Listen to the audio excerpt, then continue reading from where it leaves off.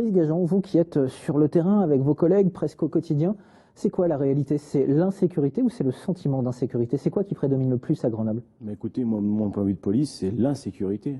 Le sentiment d'insécurité est dû à tout ce que les gens voient tous les jours. Les incivilités, les délits, les infractions commises. Dans tous les quartiers, les gens subissent, sont éclaboussés de toutes ces infractions qui sont commises. Et donc le sentiment, et on a dépassé le cadre du sentiment. Il y a une insécurité à Grenoble. Et puis alors à la suite de cette vidéo, une polémique a éclaté entre le maire de Grenoble et le ministre de l'Intérieur. Il en ressort 14 effectifs de plus pour le commissariat de Grenoble. C'est une bonne nouvelle ou ce n'est pas suffisant, Brice Gageon? Alors c'est une bonne nouvelle, oui.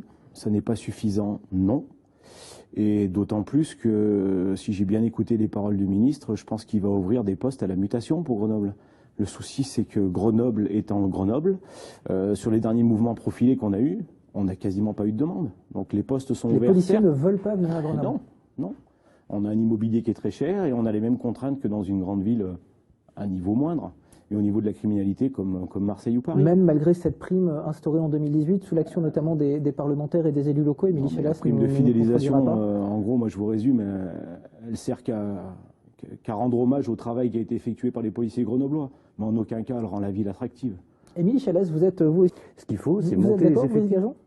Par rapport à la police municipale, je ne connais pas forcément. Ou même par rapport à la nationale, y a-t-il trop de gens dans les bureaux et pas assez sur le terrain? Moi, sincèrement, je vous le dis clairement, on part sur les effectifs, on part sur la vidéoprotection. Mais encore une fois, on prend le problème à l'envers.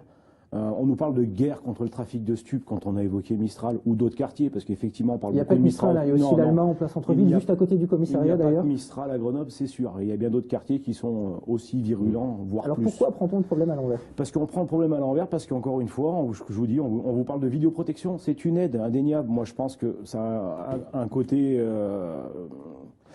Ça aide l'enquête, c'est dissuasif, très bien. Mais par contre, là, on veut partir à la guerre, on emploie le terme de guerre. Moi, je pense que quand un général il part à la guerre, il faut prendre un peu la température de ses soldats.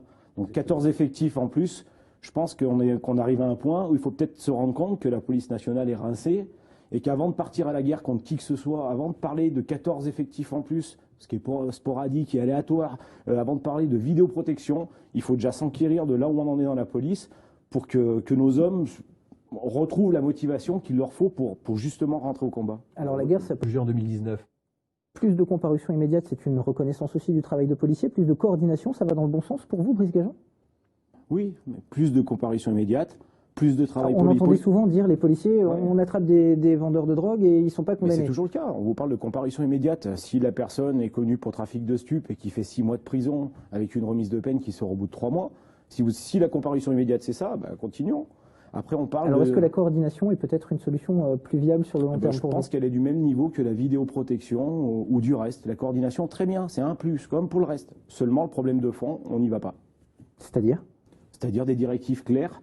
Montons une cellule. On veut taper sur le trafic de stupes. Regroupons les gendarmes, regroupons les douanes. Ça existe sur le papier. On veut laisser le temps aux policiers. La sûreté départementale et la police judiciaire grenobloise peut démanteler le trafic de Mistral, puisqu'on parle de Mistral, mais je vais parler des autres aussi, parce que je ne veux pas focaliser sur Mistral, mais qu'on leur laisse tout simplement le temps de travailler. Alors le message est passé, vous parlez... Retrouvez toute notre actualité sur videopolice.com, la chaîne YouTube d'Unité SGP Police.